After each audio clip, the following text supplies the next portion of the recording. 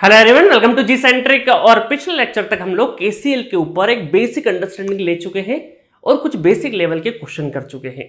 अब इस लेक्चर में मैं आपको दो क्वेश्चन कराऊंगा और बहुत ही जबरदस्त क्वेश्चन कराऊंगा दोनों के दोनों, और आपको मजा आ जाएगा किस तरीके से केसीएल का फीलिंग आएगा और किस तरीके से केसीएल के अच्छे क्वेश्चन फॉर्म हो सकते हैं।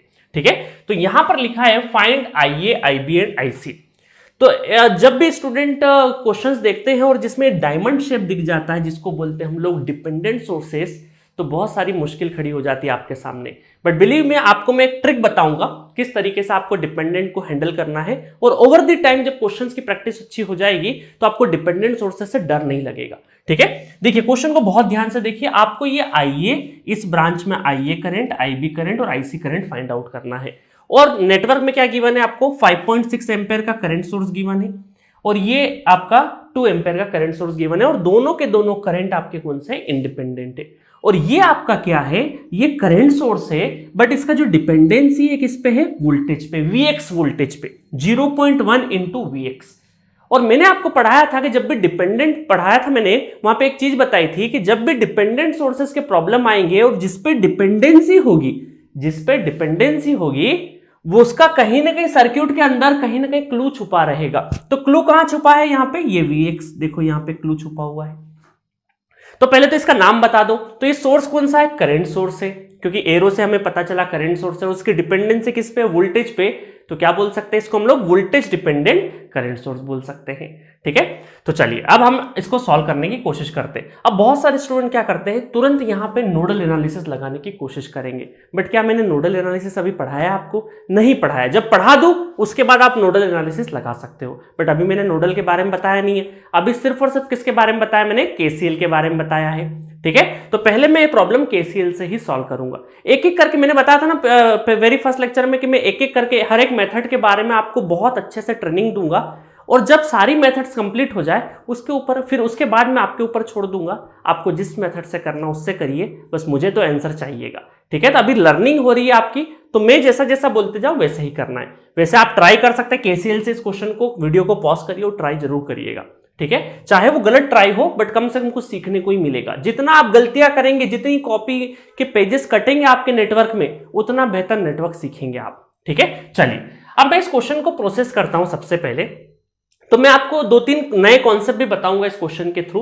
देखिए यहां पर ये वाला पोटेंशियल, ये वाला पोटेंशियल, ये वाला पोटेंशियल, क्योंकि इनके बीच में कोई भी एलिमेंट नहीं नजर आ रहे हैं, कुछ भी एलिमेंट नजर नहीं आ रहे हैं। तो 1 2 3 4 5, ये चारों के 1 2 3 4 5, पांचों के पांचों जो पॉइंट है वो सेम पोटेंशियल पे है। तो क्या मैं इनको पकड़ के ऐसा बना सकता हूं, यहां पे ये सेम पोटेंशियल पे, सेम पोटेंशियल पे, सेम पोटेंशियल पे, सेम पोटेंशियल पे, और इनको मैंने क्या करा, पांचों पॉइंट को उठाया, खींचा और एक पॉइंट बना दिया, क्योंकि सब पोटेंशियल तो एक ही है, सभी इनके बीच में कोई भी एलिमेंट नहीं है, तो ये सब के सब एक ही वोल्टेज पे अवेलेबल है, मतलब एक ही पोटेंशियल पे है।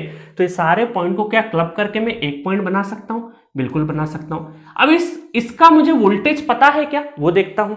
अब यहां पर आप ध्यान से देखिए कि यहां पर ये जो नीचे वाले पॉइंट्स है, इन पॉइंट्स को भी क्या मैं उठा के एक पॉइंट बना सकता हूं, जो कि मेरा क्या रहेगा, ग्राउंड रहेगा, जो कि मेरा क्या रहेगा, ग्राउंड रहेगा।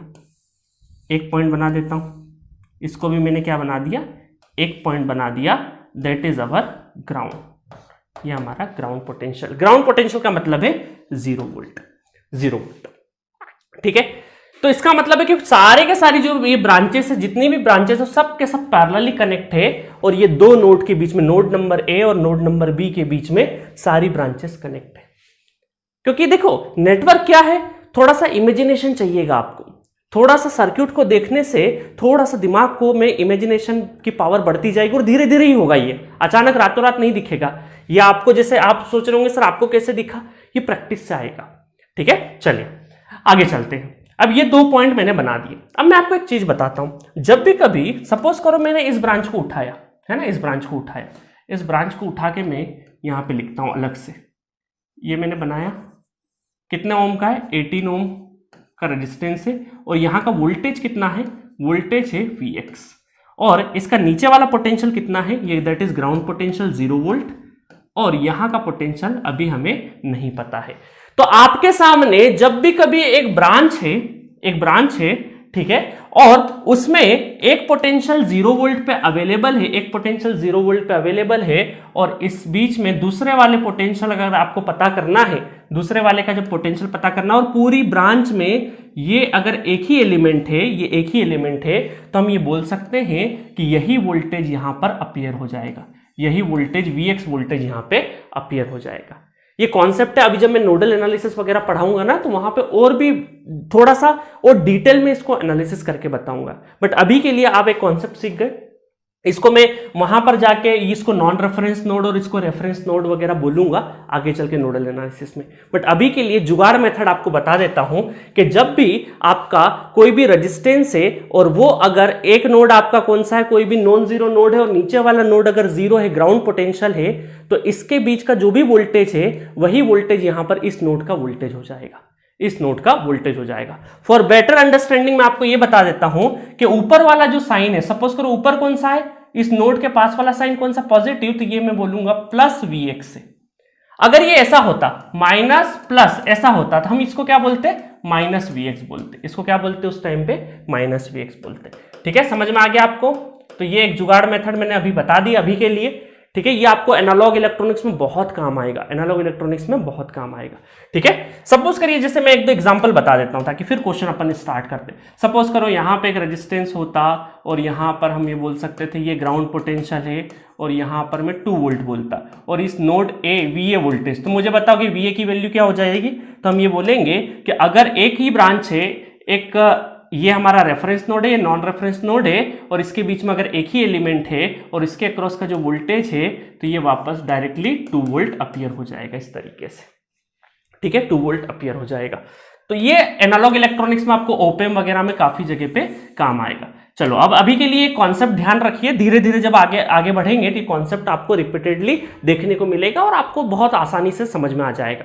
ठीक है, चलिए, तो इस तरीके से हमारे साथ में क्या हुआ यहां पे, इसके हिसाब से देखें तो यहां पर ये हमारा ग्राउंड पोटेंशियल, तो ये Vx है, तो ये वोल्टेज क्या हो जाएगा, Vx वोल्टेज हो जाएगा। क्या हो जाएगा, Vx वोल्टेज। समझ में आया, ये वोल्टेज क्या हो गया, Vx। या तो आप ऐसे भी देख सकते हैं कि सपोज करो ये Vx वोल्टेज है तो पैरेलली वोल्टेज सेम होता है, तो यहां का वोल्टेज भी क्या कहलाएगा, Vx वोल्टेज ही तो कहलाएगा पैरेलली, ऐसा भी बोल सकते हैं। या फिर ऐसा बोल सकते हैं, इसका उल्टी तरीके से देखो, यहां पर 9 ओम में आपको वोल्टेज लिखना था ना, अब आपके सामने क्या है, सपोज करो ये 9 ओम है, ठीक है ना, यहाँ पे क्या है आपका 9 ओम रेजिस्टेंस है और ये वोल्टेज इस वाली ब्रांच से हमने इस नोड का वोल्टेज लिखा Vx, तो ये Vx वोल्टेज है और ये ग्राउंड पोटेंशियल है, तो अब हमने क्या कर दिया, इसी Vx वोल्टेज को ऐसे, क्योंकि अब ये Vx नीचे उतर आएगा, है ना, जैसे यहां पर इस केस में क्या हो रहा था, यहां से नीचे से ऊपर चले गया था Vx वोल्टेज। क्यों चले गया था वो वोल्टेज, क्योंकि नीचे क्या था, ग्राउंड पोटेंशियल था और यहां पर क्या था, नॉन रेफरेंस नोड था। इसको रेफरेंस नोड बोलते हैं, इसको नॉन रेफरेंस नोड बोलते हैं। रेफरेंस मतलब ग्राउंड, ऐसा मान सकते हैं। तो अगर कोई भी एक सिंगल ब्रांच अवेलेबल है आपके रेफरेंस और नॉन रेफरेंस नोड के बीच में और उसका जो वोल्टेज है वही वोल्टेज यहां का नोड वोल्टेज कहलाता है। तो यहां से नीचे से ऊपर गया था, अब इस केस में ऊपर से नीचे आ गया वापस। रिवर्स भी तो पॉसिबल है ना, रिवर्स भी तो पॉसिबल है। अगर ऐसे नहीं देखना तो पैरेलली वोल्टेज सेम होता है, पैरेलल में वोल्टेज वही का वही वोल्टेज सेम रहेगा, सारी ब्रांचें पैरेलल में है, तो ऐसा भी बोल सकते हैं हम लोग। ठीक है, तो ये चलो मैंने यहाँ पे बता दिया। अब कौन कौन सा करंट है इनके अंदर करंट हम ये बोले तो 18 इसमें है IA करंट है और इसमें कौन सा करंट है हमारा, 9 ओम में IC करंट जा रहा है, IC करंट जा रहा है। ठीक है, तो चलो ये तो हमारा एक कॉन्सेप्ट हो गया, एक नया कॉन्सेप्ट सीखा जिसमें हम लोग किसी भी, अगर हमारे पास एक रेफरेंस और नॉन रेफरेंस नोड है तो नोड का वोल्टेज किस तरीके से लिखते हैं, वो एक कॉन्सेप्ट अब आपको नया एड ऑन हो गया है। चलिए अब आते हैं हमारे मुद्दे पे। अब देखिए ये है एक नोड, हम ये मान के चले इस नोड को बोलेंगे हम लोग थोड़ी देर के लिए, इसको मैंने बोल दिया ए नोड। क्या बोल दिया, ए नोड, है ना। और KCL लिखना है मुझे, तो मैं ये लिखूंगा KCL एट ए। अब ये सारे के सारे जो पॉइंट्स है वो यहाँ पे इकट्ठा हो गए, है ना। अब इनको भूल जाइए, ये वाली ब्रांचेस को भूल जाइए, ये वाली ब्रांचेस को भूल जाइए। ये सारे नोड उठा के मैंने क्या कर दिए, एक ही जगह पे लगा दिए हैं। अब यहाँ पर अगर आप इनकमिंग और आउटगोइंग देखेंगे तो इस नोड पर इनकमिंग कितना है, ये इनकमिंग जा रहा है, ठीक है, और बाकी सारे के सारे क्या है, आउटगोइंग, दूर जा रहे हैं। तो क्या मैं ऐसा लिख सकता हूं कि इनकमिंग कितना है 5.6 और बाकी सारे के सारे आउटगोइंग, मतलब IA plus IB plus IC plus कितना एम्पेयर, 2 एम्पेयर। ठीक है, समझ में आ गया। इसको थोड़ा सा अगर मैं सिंप्लीफाई कर दूं, 2 उधर ले जाऊं तो ये कितना हो जाएगा, IA plus IB plus IC equal to 2 minus 5.6 minus 2 तो 3.6 आ गया यहां तक समझ में। अब आपको क्या करना है, IA, IB और IC की वैल्यू कैलकुलेट करना है। अब एक इक्वेशन से तो नहीं वैल्यू कैलकुलेट हो सकती है, क्योंकि IA, IB, IC तीनों की तीनों अननोन है, मतलब 3 इक्वेशन की जरूरत पड़ेगी। तो यहां से तो हम 3 इक्वेशन कहां से लाएंगे, ये एक बड़ी दुविधा है। तो क्यों ना हम यहां पर ये जो Vx वोल्टेज है, क्या इसमें कन्वर्ट कर ले हम लोग। देखो IA को लिखो, अगर मैं देखूं ये IA अगर यहां से इसको थोड़ा सा उठा के मैं ऊपर रख देता हूं, ठीक है, इसको थोड़ा सा उठा के मैं ऊपर रख देता हूं, और यहां पे मैं अगर ऐसा लिखूं, थोड़ा सा डिफरेंट कलर ले लेते हैं, कि IA करंट को अगर मैं ऐसा लिखूं कि यहां पर ओम्स लॉ के हिसाब से वोल्टेज है, रेजिस्टेंस है और करंट भी है, तो इसका मतलब है कि IA equal to Vx divided by V by R, V by 18। Ohm's law के हिसाब से लिख सकते हैं, बिल्कुल लिख सकते हैं। IC को अगर मुझे लिखना हो तो क्या मैं ऐसा लिख सकता हूं, Vx divided by 9 ohm, voltage divided by resistance, Ohm's law के हिसाब से। तो देखो IA और IC दोनों काय में आ गए इन टर्म्स ऑफ Vx। तो IB देख लेते, तो IB क्या है, इसके अपोजिट है, ये भी करंट सोर्स है और ये भी, तो एक दूसरे के अपोजिट है। इसका मतलब क्या मैं IB को ऐसा लिख सकता हूं कि IB इक्वल टू अपोजिट है, इस वजह से माइनस साइन 0.1 Vx कर सकता हूं। तो अब मेरे पास क्या हो गया, IA, IB और IC तीनों के तीनों current in terms of Vx आ चुके हैं। अब मैं IB, IC और IA की वैल्यू यहां पे पुट कर दूंगा, तो मुझे सारी पूरी इक्वेशन में एक ही अननोन रहेगा, दैट इज Vx, है ना। चलो फाइंड आउट कर लेते जल्दी से। तो ये कितना हो जाएगा, Vx divided by 18 minus 0.1 Vx plus IC कितना है, Vx divided by 9 equal to 3.6। अब बहुत सारे स्टूडेंट मेरी जो ओल्ड नेटवर्क की सीरीज है उसमें ये सेम क्वेश्चन कराया, और यहां पर एलसीएम लेने में बहुत सारे स्टूडेंट को दिक्कत आई है।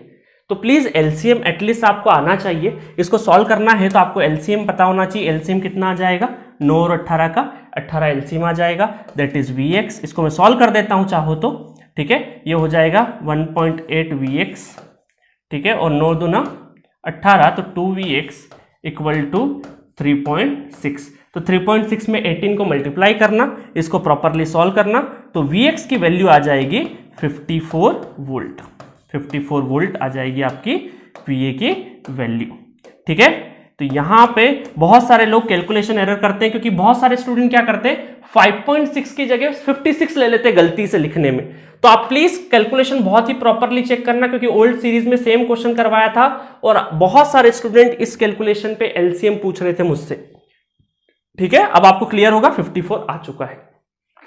चलिए, तो अब आप क्या हो गया प्रॉब्लम, Vx सॉल्व हो गया। अब Vx सॉल्व हो गया तो अब आपको क्या चाहिए, IA, IB, IC, तो ये तो बड़ी आसानी से सॉल्व कर देंगे। तो यहां पर IA अगर है तो वो हमें पता है कि Vx डिवाइडेड बाय कितना है, 18 है, तो 54 डिवाइडेड बाय 18, 18 दूना 36, 18 तिया 54, तो 3 एम्पेयर क्या हो गया, IA करंट हो गया।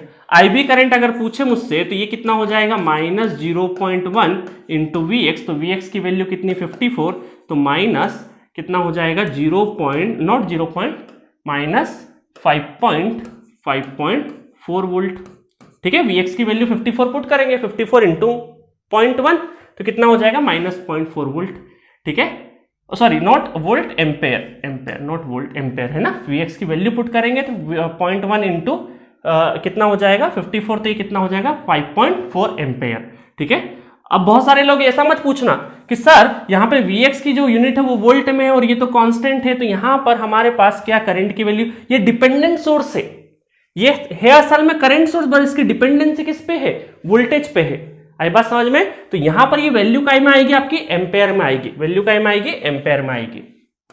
IC करंट कितना हो जाएगा, Vx डिवाइडेड बाय 9, तो 54 डिवाइडेड बाय 9, तो ये कितना हो जाएगा, 6 एम्पेयर हो जाएगा, ठीक है। तो इस तरीके से IA, IB और IC तीनों की वैल्यू हमें पता चल गई, ठीक है, तो बहुत अच्छा क्वेश्चन था। इसमें हम लोगों ने क्या किया, केसीएल का यूज किया और थोड़ा सा कॉमन सेंस लगाया। कौन सा कॉमन सेंस? आज से एक नई चीज पता चली हमें कि अगर एक ही रेजिस्टेंस है और उसके अक्रॉस का वोल्टेज अगर पता है और वो नॉन रेफरेंस और रेफरेंस और नॉन रेफरेंस नोड के बीच में कनेक्टेड और नीचे का वोल्टेज, रेफरेंस नोड का मतलब 0 वोल्ट है ना, 0 वोल्ट होना चाहिए, दूसरा वोल्टेज हो जाएगा तो नहीं होगा।